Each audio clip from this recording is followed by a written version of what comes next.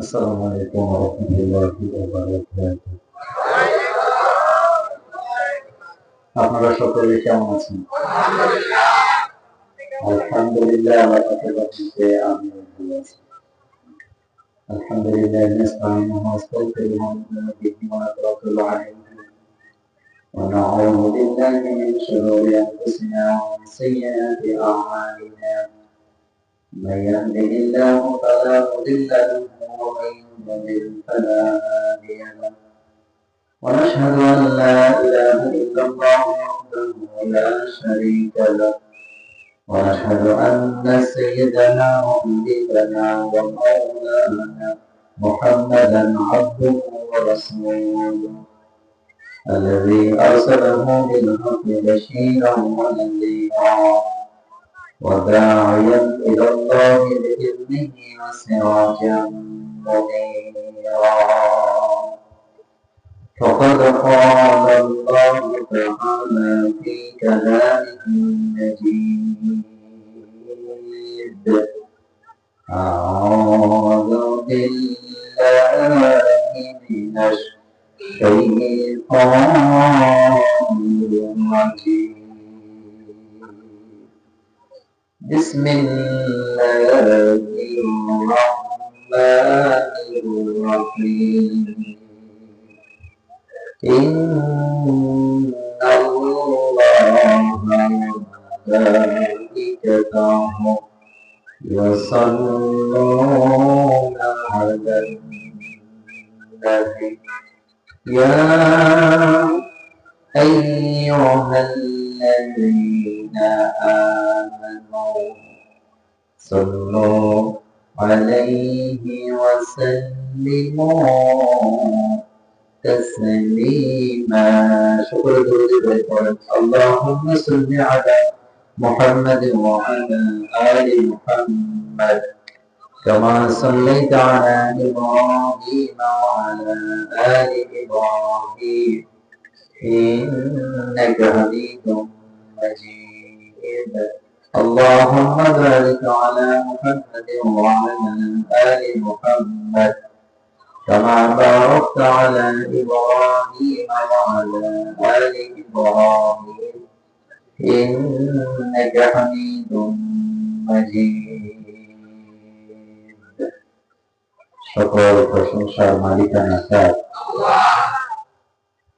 আপনারা কি আল্লাহর সাথে রাগ করছেন?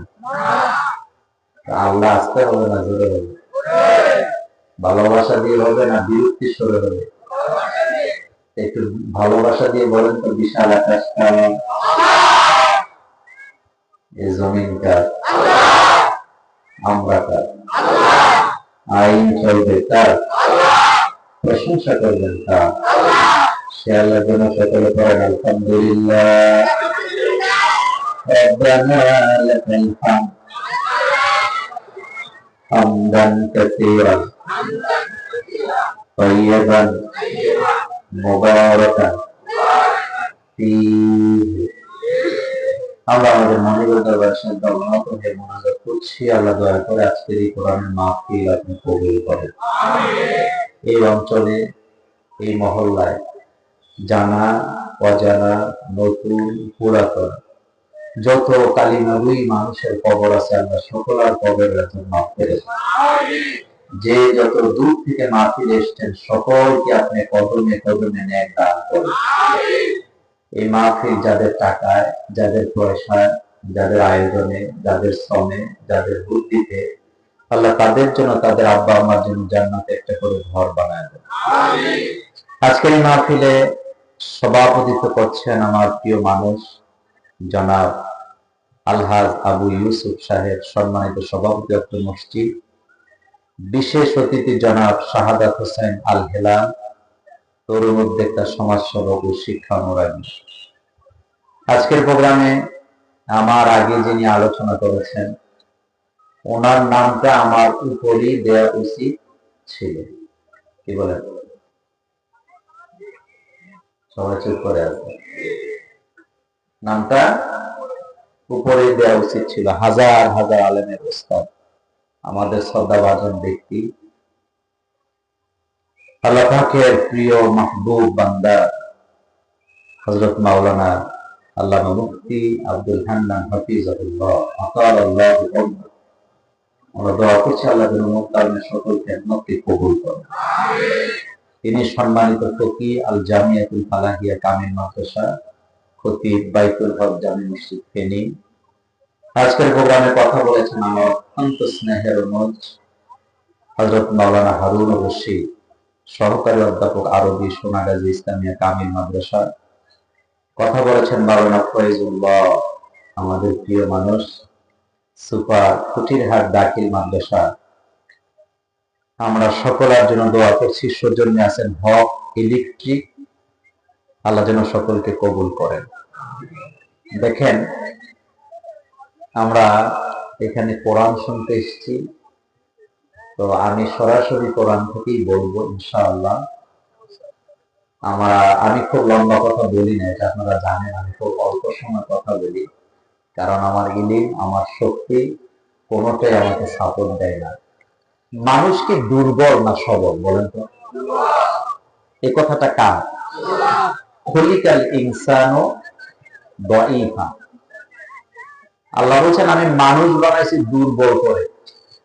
মানুষ যে কত দুর্বল 5 বার পাতলা পায়খানা করলে বুঝা যায়। কথা বলেন না কেন? কয়বার? আর বেশি লাগবে? সবল না দুর্বল? আল্লাহ রাব্বুল আলামিন বলছেন খলিকাল ইনসানু দাঈফা, আমি মানুষ বানিয়েছি দুর্বল করে। কিন্তু দুর্বল মানুষগুলা খানিকটা সম্পদের মালিক হইলে, একটু সম্মানের মালিকানা পাইলে, অথবা ক্ষমতা পাইলে মানুষের উপরে জুলুম করে নিজের শক্তিকে প্রদর্শন করে, এমন জালেম আমাদের বাংলাদেশেও আছে না?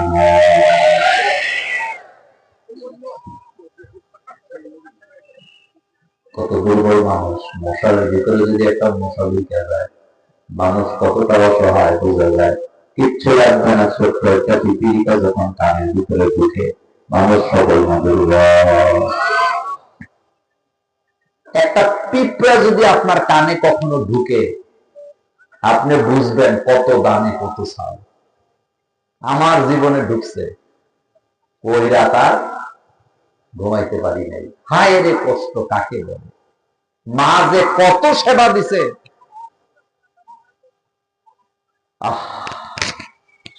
তাহলে মানুষ সবল না দুর্বল? একটু জমির মালিক হয়েছি, অহংকার। একটু জ্ঞানের মালিক হয়েছি, অহংকার। একটু টাকা হয়েছে, অহংকার কম করে না বেশি করে? রাসূল সাল্লাল্লাহু আলাইহি ওয়াসাল্লাম বলেছেন এই পৃথিবীর কোন সম্পদ বাড়েও না কমেও না, যতটুকু আছে এতটুকু আছে, এই ওজন বাড়েও না কমেও না। সম্পদ যা আছে তাই আছে। মাঝখানে হাত বদল হয়। যে জমিনের মালিক ছিল আমার দাদা, সেই জমিনের মালিক ছিল আমার বাবা, সেই জমিনের মালিক হয়েছে আমি। কয়েকদিন পরে আমিও নাই, আমার ছেলে মালিক হবে। ও থাকবে না, ওর ছেলে মালিক হবে। এইভাবে দিন কিয়ামত হবে। ইযা যুলজিলাতিল আরদু জিলজালাহা ওয়া আখরাজাতিল আরদু আসফালাহা। আল্লাহ বলেন ও দুনিয়ার মানুষেরা, সম্পদ নিয়ে কাড়াকাড়ি করো। যখন কিয়ামত হবে, সম্পদের জায়গায় সম্পদ চলে থাকবে। জমিনের ভিতরে যত নিয়ামত, যত সম্পদ আছে, এই জমি নিজের পেটেও রাখতে পারবে না। জমিনের সম্পদ গুলা ভূমি করে বের করে দিবে।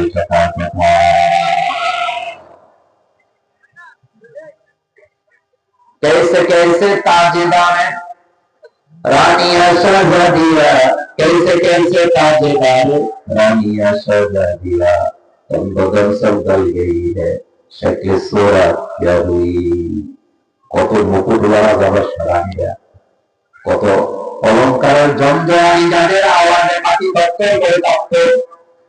আল্লাহ বলেন তাদেরকে মাটির সাথে মিশায় দিতে, মাটি খুলে দেখো, তাদের কবরের ভিতরে একটা হাত দিয়ে খুঁজে পাওয়া যাবে না। সামুদ জাতি, আদ জাতির কথা কোরআনে আছে মানে। আল্লাহ বলছেন খলিকাল ইনসানু দাঈফা, মানুষ বানাইছে দুর্বল করে। সামুদ জাতি, আদ জাতির লোকগুলো কতটা শক্তিশালী ছিল। কওমে লূত কত শক্তিশালী ছিল। কওমে লূতের ব্যাপারে কবি শেখ সাদী বলেছেন, তার যে কওমে লূতেরা কাউকে লুটের জমিনটাকে উল্টায় দিছে কে? সামুদ জাতি, আদ জাতির লোকগুলো এত শক্তিশালী ছিল। আমাদের বাংলাদেশের ক্যারেন ছিলেন তো, বেকু ছিলেন। এক একটা বেকু যেই পরিমাণে মাটি উঠায়, 2 টন 3 টন 4 টন উঠাইতে পারে, 5 টন পারে, 10 টন পারে। কিন্তু সামুদ জাতি, আদ জাতের পুরুষগুলা এত শক্তিশালী ছিল, তাদের এত শক্তি বেশি ছিল, তারা এক একজনের 26 থেকে 37 টন পর্যন্ত একজনে হাত দিয়ে উঠাতে পারত। আপনার মতো কয়জন পুরুষ লাগবে বলেন তো? 37 টন। সুবহানাল্লাহ বলেন। কেজি বলছি না টন বলছি? মন বলছি না টন বলছি? কত মনে 1 টন? 27.5 টনে 1 মন। কি বলে 1 টন? বলেন 27.5 মনে 1 টন। এরকম 37 টন পাথর হাত দিয়ে উঠাতো। আল্লাহ বলেন তাদেরকে আমি জমিনের সাথে মিশায়া দিছি। ক্ষমতা কার? ইন্না বাদশা রাব্বিকা লাশাদীদ। সেই দুর্বল মানুষগুলোকে পবিত্র করার জন্য, চরিত্র ভালো করার জন্য পড়া আমাদের জন্য নজর থেকে মা আনজালনা আলাইকাল কুরআনা লিতাশকা। নবী গো, এই কিতাব আমি আপনার উপরে নাযিল করলাম, আপনি ক্লেশে পড়ে যাবেন, অভাবগ্রস্ত হবেন, বিপদে পড়বেন, এই জন্য তো কোরআন নাযিল করি নাই। আমি কোরআন নাযিল করছি আপনার ভাগ্যের পরিবর্তন করার জন্য। কোরআন আজকে মানুষের ভাগ্যের পরিবর্তন করবে, কিন্তু মানুষেরা কোরআনের কাছে ভাগ্যের পরিবর্তন না চাইয়া সেই সোনা গাজীর বাজারে যাইয়া 20 টাকা দিয়া পাথরের আংটি কিনা ভাগ্যের পরিবর্তন করতে চায়, এমন যুবক যুবতী আমাদের এই এলাকায় নাই। আপনাদের কাছাকাছি বাজারের নাম কি? বালুয়া সমনি বাজারে গেছে, সাপ্তাহিক বাজার, যায়া দেখে বিরাট বড় লোকের কুণ্ডলী, সবাই দাঁড়িয়ে আছে, মাঝখানে আরেক কবিরাজ বেজি নিয়ে সাপ নিয়ে বসা, তার সাথে কান্ট্রি ব্যবসা আছে। এখন সে পাবলিসিটি করতেছে, জাদু দেখাবো, জাদু দেখাবো। জাদু দেখার জন্য লোকেরা দাঁড়াইছে, জাদু এখনো দেখাই নাই। জাদু দেখানোর মাঝখানে ব্যবসা করলে হয়, এই যে আমার আংটিটা দেখতে পাচ্ছেন, 20 টাকা, 40 টাকা, যা দিয়ে নেন 20 টাকা। আজকের বাজারের জন্য 20 টাকা দাম আছে, 40 টাকা, কিন্তু আজকের জন্য 20 টাকা। এমন আংটি পাথর আছে, এটা আপনার ভাগ্যের পরিবর্তন করে বিজয় বলতে পারেন নাই। আপনি এটা নিলে বিজয় বলতে পারবেন, ব্যবসা উন্নতি করতে পারেন নাই, আপনি এটা নিলে ব্যবসা উন্নতি করতে পারবেন। প্রেমের টাকা নিয়ে আমার তানিয়া দেখেন বান্ধবী করে চলে আসবে। এখন ডাক্তার কবিরাজ বাংলাদেশের বাজারে বাজারে আছে না।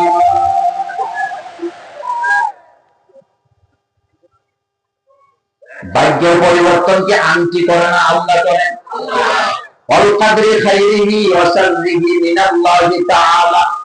ফেনী বাজারে দোকান দিছে, বালুয়া সমনিতে দোকান দিছে, সোনাগাড়ির দোকান দিছে, দোকানে ভালো মালও নাই, কাস্টমারের সাথে ভালো ব্যবহার করে না, সময় দেয় না, কিন্তু দোকানের দরজার সামনে মাটির পাতিলার ডাকনার মধ্যে এটা আপনারা কি করেন? কি কয়? বড়িয়া বলেন, কি বলে?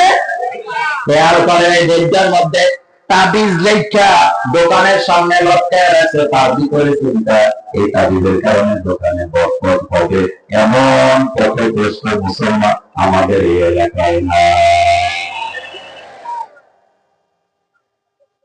এত ফেনী কলেজে যায় ফেনী হচ্ছে কি করছে? আরো ধরে পান না ভাইয়া, তারা 6 মাসে ভাবটা দেয় না। এতে ইন্টারনেটে খুঁজতে আছে কোন জায়গায় কবিরাজ পাওয়া যায়, ইন্টারনেটে দেখতে কুমিল্লার এক বাজারের নাম কবিরাজ বাজার। আমি ওই দিন যাই দেখলাম, আসলে এটার নাম কবিরাজ বাজার না, এটার নাম হলো জনতা বাজার। কিন্তু এত কবিরাজ এখানে বাস করে নাম হয়ে গেছে কবিরাজ বাজার। এত ওখানে গেছে 1001 টাকা কন্ট্যাক্ট করছে, নরমাল পড়া, চিনি পড়া, এরপরে গোলাপ ফুল পড়া। কথা কর না কেন? এবার পড়াইছে, হেতেরে বলে দিছে তুমি বাড়ি চলে যাও, বান্ধবী তোমার বাড়িতে হাজির হবে, ও কলিজার যুবক, ভাগ্যের পরিবর্তন আল্লাহর কাছে চাইলি না, ভালো মানুষ বিয়ে করতে চাস, মেয়ে চাই, আল্লাহর কাছে চাইলি না, কবিরাজের কাছে গেলে তোর মাথা একবার চিন্তা ঢুকলো না।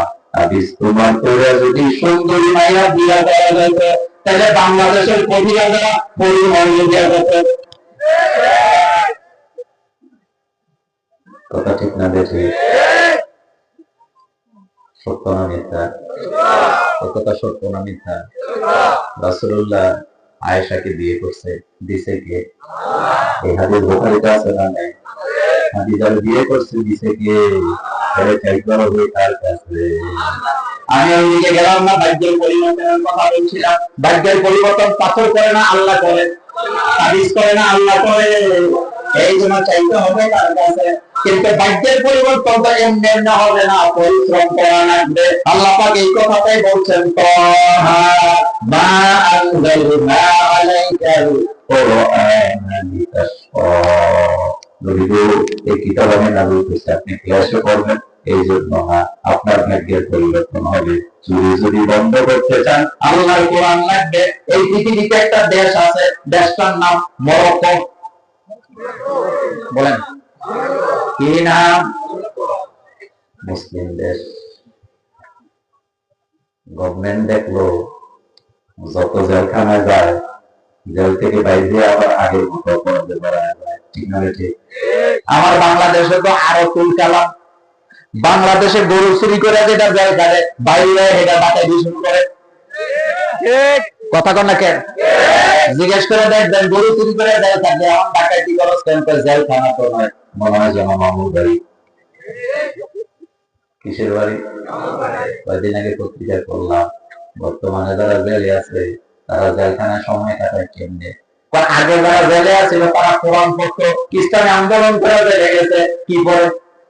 সাহায্য করে, কোরআন পড়ে। কিন্তু বর্তমানে যারা জেলে আছে কি করে? পত্রিকা পড়ে দেখেন, গুগলে পত্রিকা এখন আছে, তারা সেখানে বসে লুডু খেলে, তাস খেলে, তামিলনাড়ু সিনেমা দেখে। এটা দেখার পরে চিন্তা করলাম, পুকুরে লেখ সোজা হওয়ার সম্মেলন।